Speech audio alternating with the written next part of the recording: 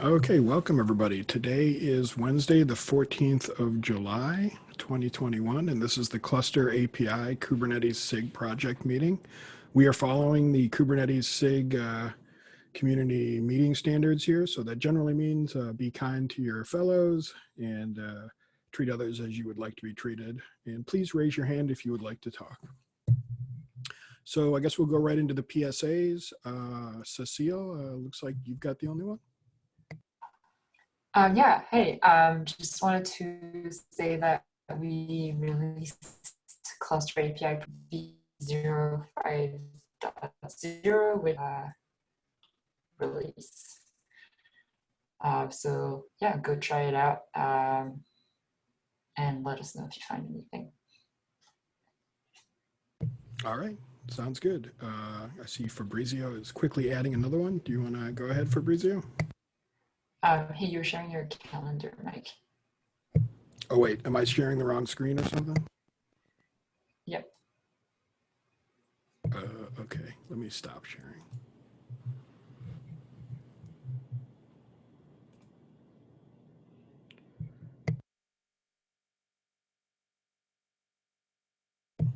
Is that sharing the notes now? Yep. Yes. All right, awesome. Apologies about that. Fabrizio, why don't you go ahead? Yeah, I want just to give a PSA that Cluster Cutter Backup and Restore just merged, an amazing PR from John, and also I will add later that also Docker PR for the Docker provider Kati that merged John, and now Docker provider use the Docker library instead of shelling out.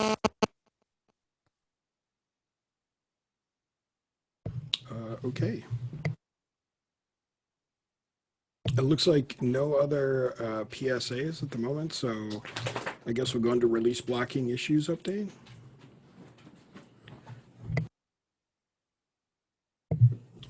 So rename failure domains to topology design. Does anyone want to talk about this? Yassine, I don't know, are you around?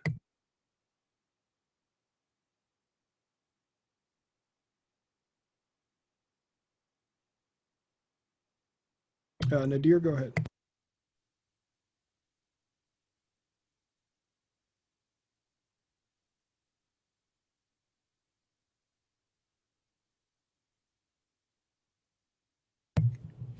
Did you hear me, Nadir? Yes, I did not turn on my mic. Sorry about that. Yes. Yeah, so I think we're just queuing this up for next release of Cluster API. So it's not for the v04x. It's just to more closely align with the changes in Kubernetes around topology. And we forgot to do it for v1 alpha 4, so we're queuing it up for release blocking for next. Okay, sounds good. I guess there's not a PR up yet for this, or is there? No, I think we still need to figure out what we're doing a little bit. Okay. All right, cool. Thank you very much. All righty. It seems like that's the only release blocking issue. I mean, I guess, do we need any more discussion there, or is it all basically happening in the issue, I guess? Cecile, go ahead.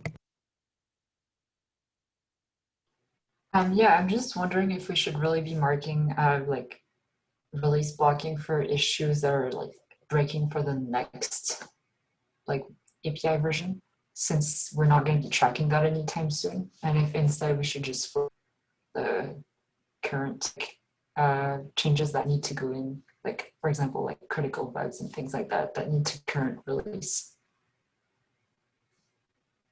Yeah, I mean, that makes a certain amount of sense. Does anyone else have thoughts about that?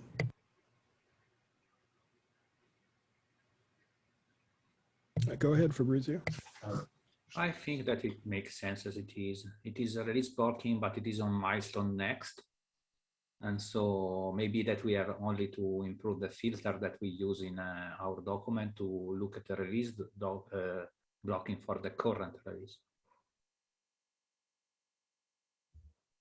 Yeah, that makes sense. We could filter on milestone. Yeah, I'll take that as a follow-up. Cool. Thanks, Cecile.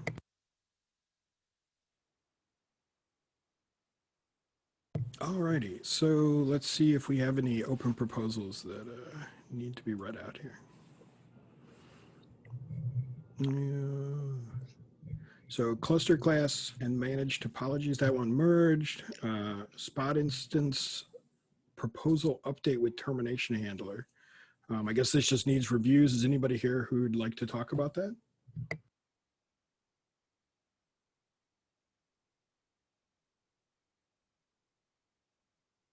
All right, I'm not seeing any hands, but I guess if folks are interested, maybe they could give some reviews on this and just add some feedback. I see this is Alex's. So yeah, if anybody could give a review, that'd be great. The next one is me, the opt-in auto scaling. I have a item about this later. I'm just looking for some reviews on this one. I've updated the enhancement with the latest kind of guidance, or I guess kind of responses that were given inside the PR.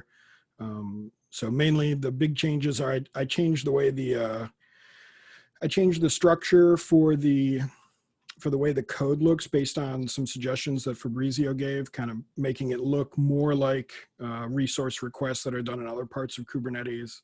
And I tried to remove the language about updating machine sets and machine deployments, and a few other minor changes, I think just cleaning things up. So yeah, any more reviews here would be great.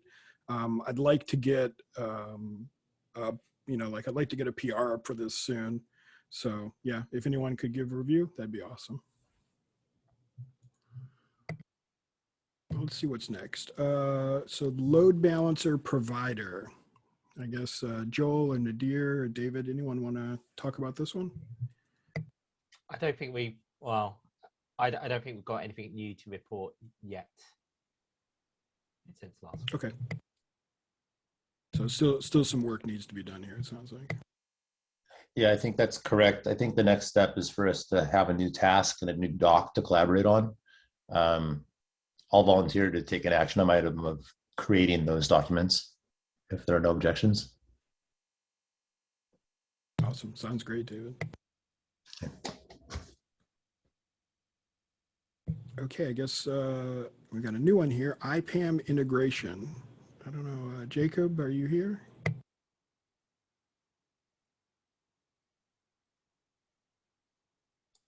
I don't think there's been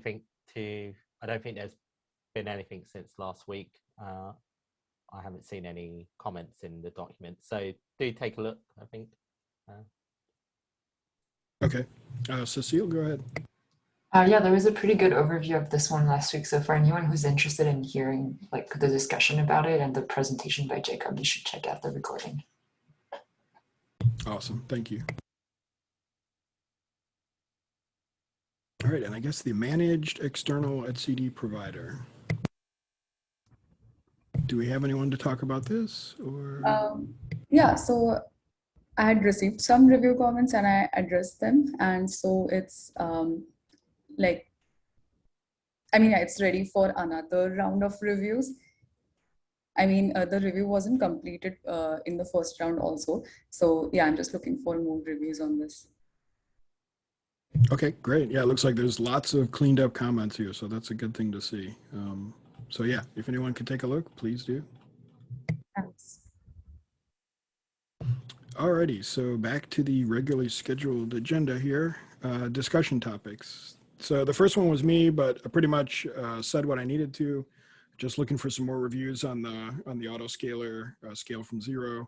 And I guess tangential to that, if there's anyone here who would like to become more involved with the cluster autoscaler, I think we're going to need probably another maintainer or two on the autoscaler side. So if you're curious about that kind of work, please reach out to me, and we can see about getting you set up as a reviewer there or something, or whatever it takes. The next one is from Max Renink. Sorry if I'm mispronouncing that.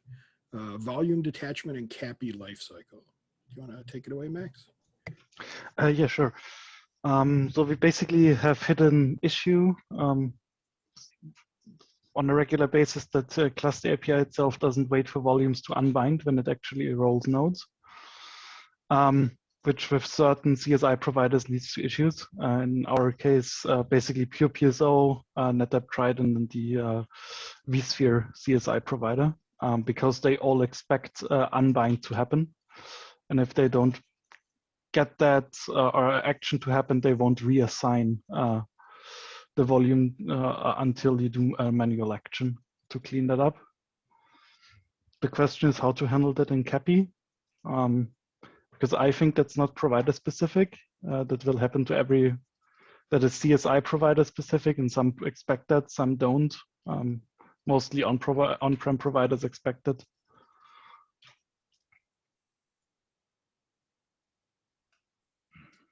All right, Nadir, go ahead. It's more of a question because I don't fully understand the life cycle. Is like unbinding separate to pod draining? Is it like handled in a Yes. separate controlling? Okay, fine.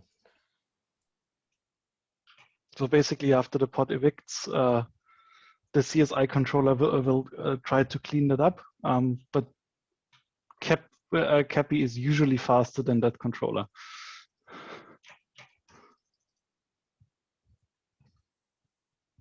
Yeah, go ahead, Nadir. Yeah, my next question, how is there a way of looking at what volumes are bound for a particular node? Yes, it's on the node spec. Okay. And I think I linked to a patch that people from, or folks from Spectral Cloud have made to mitigate that issue. So the link from June that just checks if volumes are still bound on the node and waits for that to be 0, basically.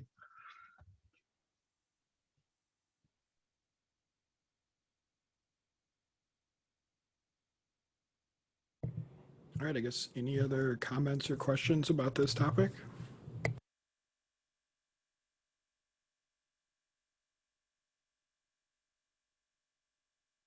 Max, go ahead, yeah. Yeah, I mean, there are a few possible ways how we could solve this. So we could have the machine lifecycle hooks that solve that, or we could directly tackle that in CAPI. The question is, what is the preferred way to solve that? Arun, go ahead. Volumes to be flushed, etc., before unmounting it in this case, because those can take some amount of time. Basically, I mean, do you want to actually add a force apart from waiting for it?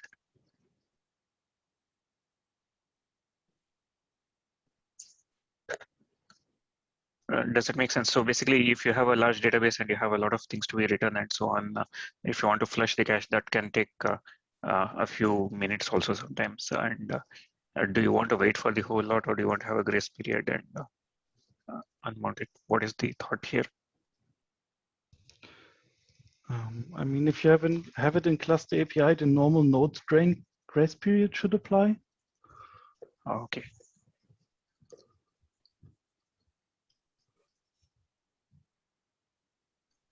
Okay, cool. Yeah. Thanks for this. So I guess does this kind of give us enough information to proceed to the next steps? Like, do you feel did you get enough there, Max, to maybe take this to the next level? Yeah, I guess I connect with the original offer of that patch set and see if I can get that up as a PR. Okay. Then people can voice their comments about the implementation. Yeah, that's probably the best next step, I guess. Okay, let's see what's next on the agenda. I guess that was it. Are there any other kind of ad hoc topics that people would like to discuss? Or we also usually give some time for new folks to the community to introduce themselves. Well, put that on hold for a second though. Fabrizio, go ahead. Just a quick note that there is a PR out for the cluster class types. If you are interested in this effort, please take a look. I will add the link to the PR in the agenda. Many folks already reviewed, but yeah. Awesome. Thank you, Fabrizio. So I guess, yeah, we can move on to kind of introductions. If there's anyone who's new to the Cluster API community and would like to introduce yourself and maybe tell a little bit about what introduced you to the project and whatnot, please feel free to unmute yourself and share. Hi, this is Jack Foy in Seattle, and I work at a company called Haya, and we've been running Kubernetes in production since the early days, and so going on 5 years now. I've been really interested in the Cluster API project for a while, but haven't been able to clear time to get involved. And it's not clear if that's actually going to change, but I'm trying to get more information about it to advocate for us taking a closer look at it internally. Oh, that's very awesome. Welcome, Jack. I hope you're finding the information you need, and if not, please reach out in Slack or add a topic here. It'd be great. Thanks. I did just request access to the to this meeting document. Awesome. Very cool. Killian, you have your hand raised. Yeah, so I'm new too. I'm just after joining VMware this week. So I'm working with Fabrizio and Vince and a few others on Cluster API. So I'm just kind of ramping up on the repo at the moment, and yeah, excited to kind of get started. Very cool. Welcome aboard. I imagine we'll be seeing your face a bunch around here. I think so. All right. Anyone else like to say hi to everybody?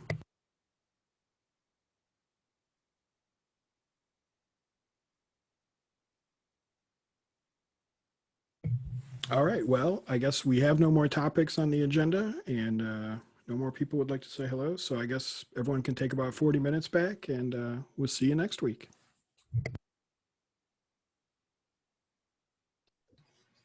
Thanks, Mike. Thanks, everybody. Later.